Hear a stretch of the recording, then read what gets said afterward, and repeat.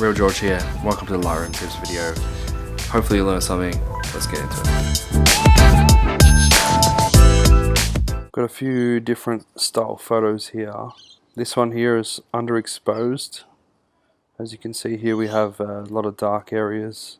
Next one is overexposed. As you can see, a lot of the detail has been lost in the tops of the trees. Next is a photo I took at the beach. As you can see, it's slightly misaligned.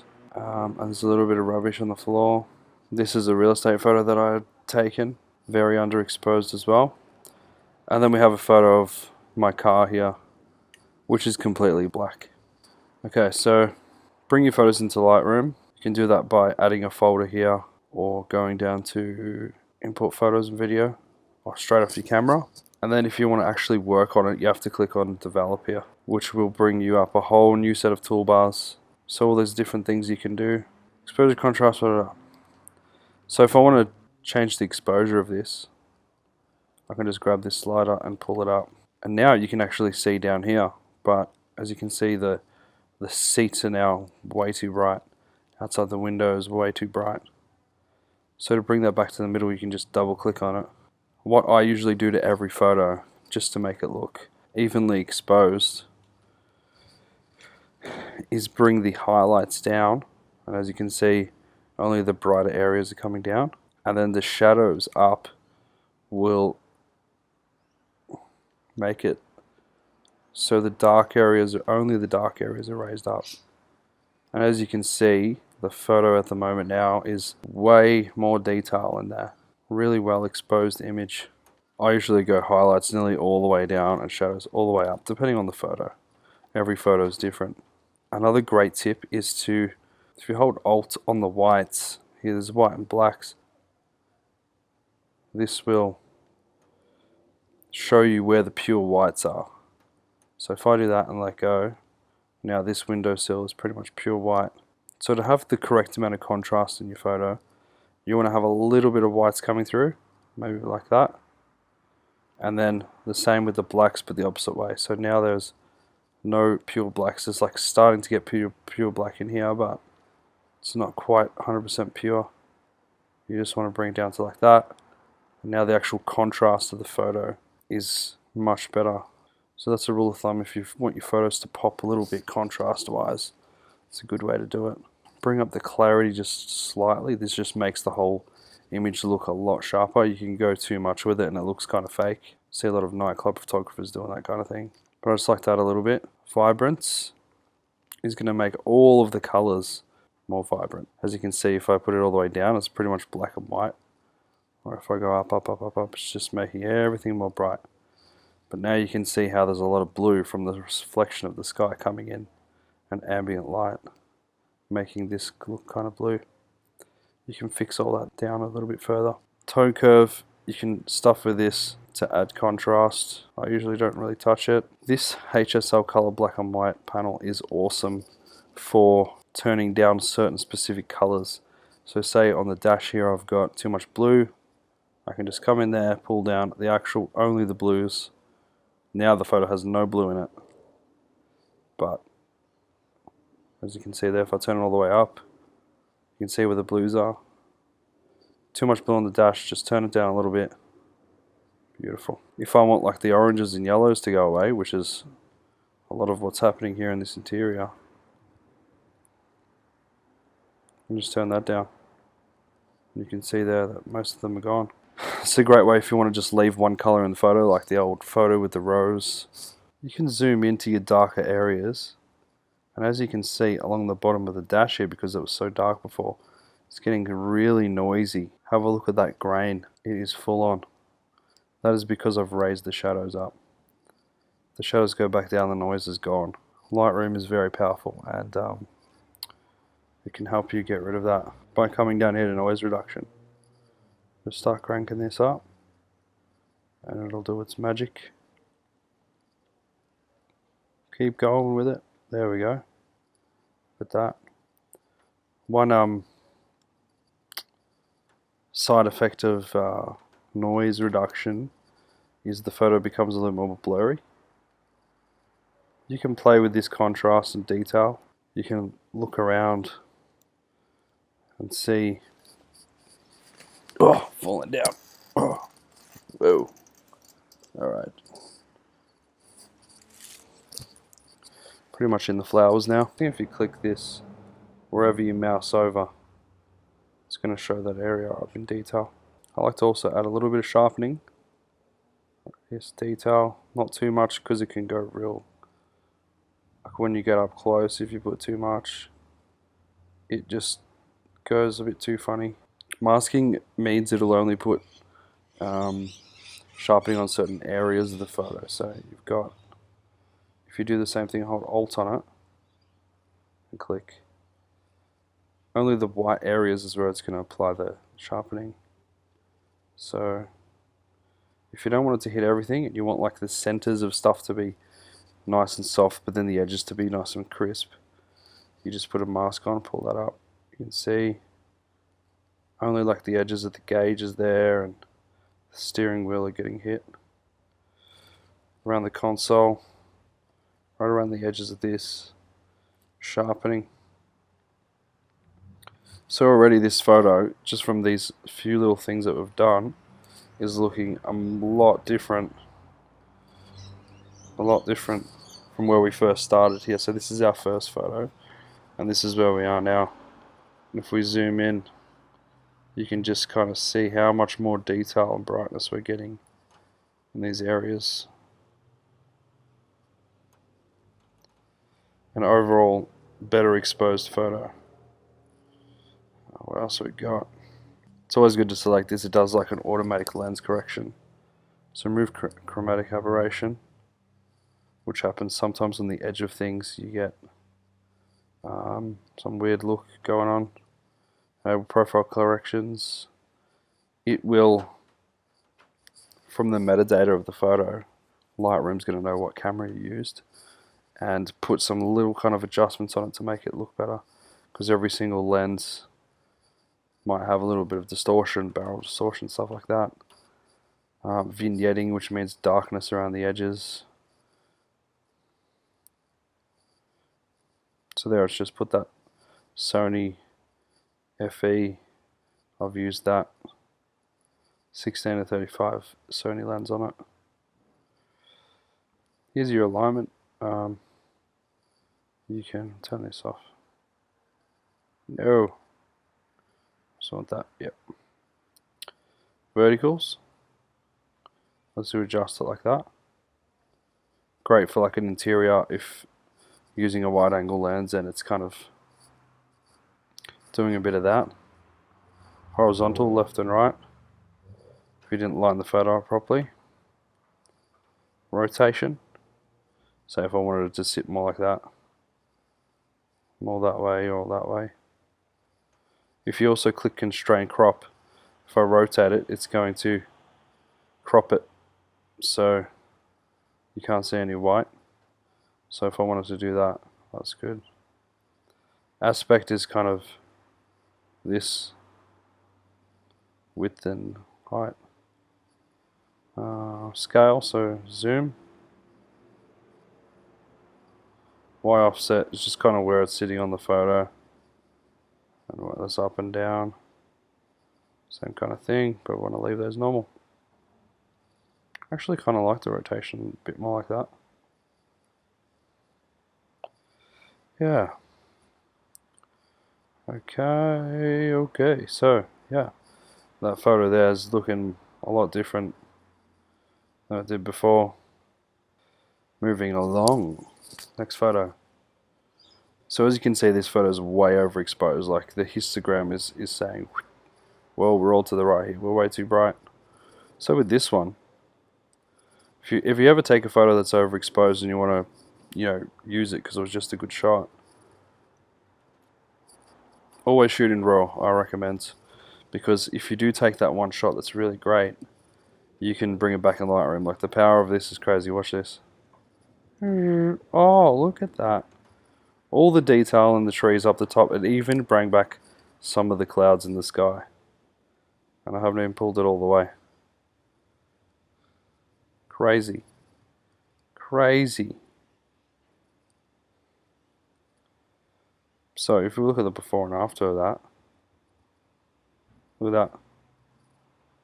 You can't even see the treetops on that one.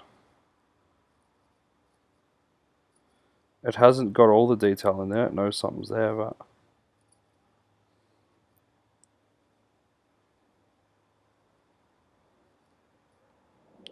now also with this you can do highlights down. See that? The sky's coming out even more. And then down here we've got dark, so you can pull them shadows up. And look at the exposure now. You can see sky and you can see in the shadows. Whereas before, I might even just raise it up a little bit. Cool. Same with the whites and blacks. So find a little bit of pure whites in there. Keep going, keep going, keep going. See some popping through. Blacks. Feel blacks good. A little bit of clarity. Vibrance, make them colors pop. It's not the greatest photo ever. I just found it in my catalog and I was overexposed and I thought, yeah, it'll be a good example of bringing back an overexposed. Sharpening, noise reduction, blah, blah, blah, blah. One awesome thing you can do too is make a preset here. So if you really, if you kind of doing the same thing to a lot of photos, you can do these adjustments and then move over here to presets and just add it and call it like overexposed. Overexposed and click enter, and then it'll come down here as a preset. So now any other overexposed photo you can just like, so the next one, which is a beach photo I'm going to do, I can just click that on there now. Watch this. Boom. Way different. So it's just a quick way to do it. So this one here, there's not really much you can do. It's not a photo that I would do anything with, but just wanted to show you guys how you can actually bring back them highlights. Oh, this photo here. Okay. I'm pretty much going to do the same thing on every one. Pull down the highlights and you'll see that sky pull back, shadows up. I'm going to pull the total exposure down. Look at how much more detail you get in that sky. So much more. Whites. Come on. Blacks. A little bit in the rock. A little bit of clarity. Vibrance. There's the color coming now. See, this is a great example of, you know, before and after. This is a very amateur looking photo, whereas this one here is looking a lot more like a professional photo. One thing that's kind of annoying me about this is the horizon is misaligned, so you can come down here to the transform and you can actually fix the rotation.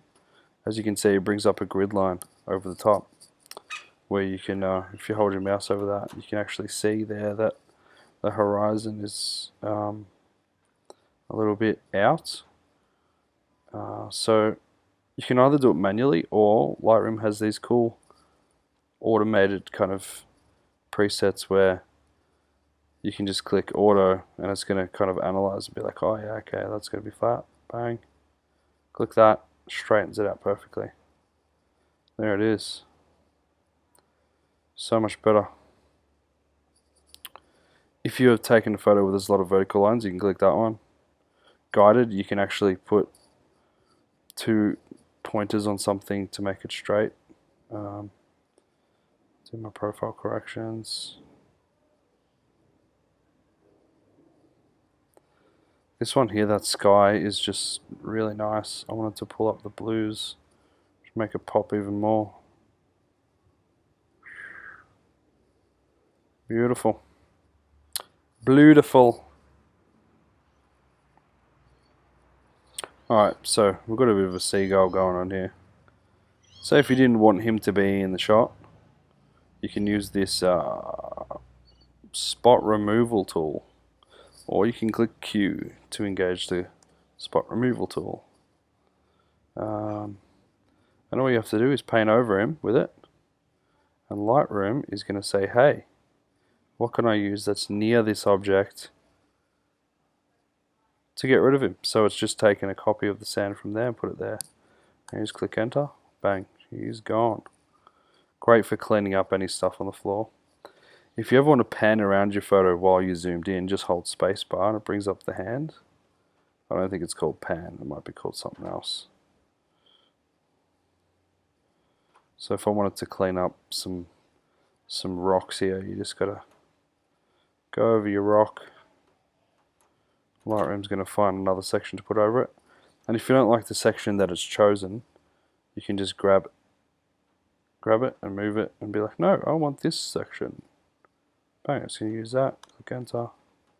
There it is. Rock removed. Next. This one here, way too dark. Way too dark. What's going on? What have I done? The first thing I'll do to this is pull up shadows. Bang, look at that. If you've ever taken a photo in your camera, you don't. A JPEG will be able to do this, however you can't, it just won't do it as much. Like it'll come up, but it ain't going to come up as much and be that clear.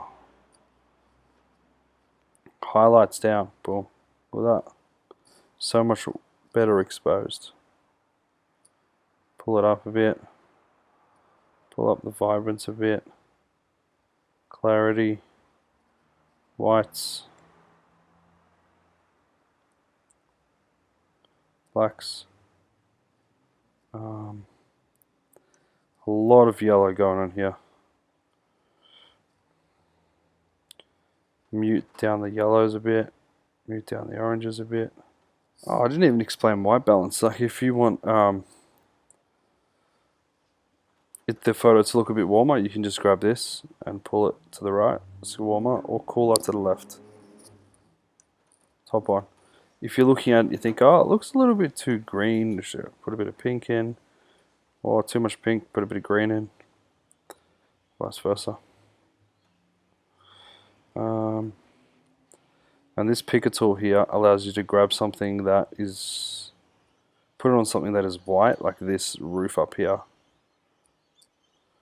Now up there is white, but because we've got a balance, because we've got like globes that are actually kind of yellowy looking under the house, and then this ambient lighting around, it's you kind of got to go a midway balance. If you want to actually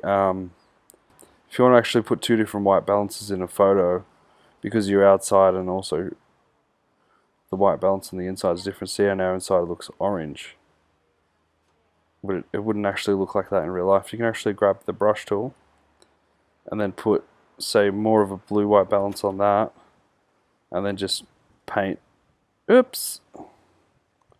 Got exposure cranked up on that. You can just paint over it, and it'll give it a cooler tone in those spots where you want it to look at that. Just that little bit cooler. And then after you've even painted it, you can keep adjusting it. So you're like, oh, I want it to be way more blue, or way more warm. Anyway, you can play with that. Next.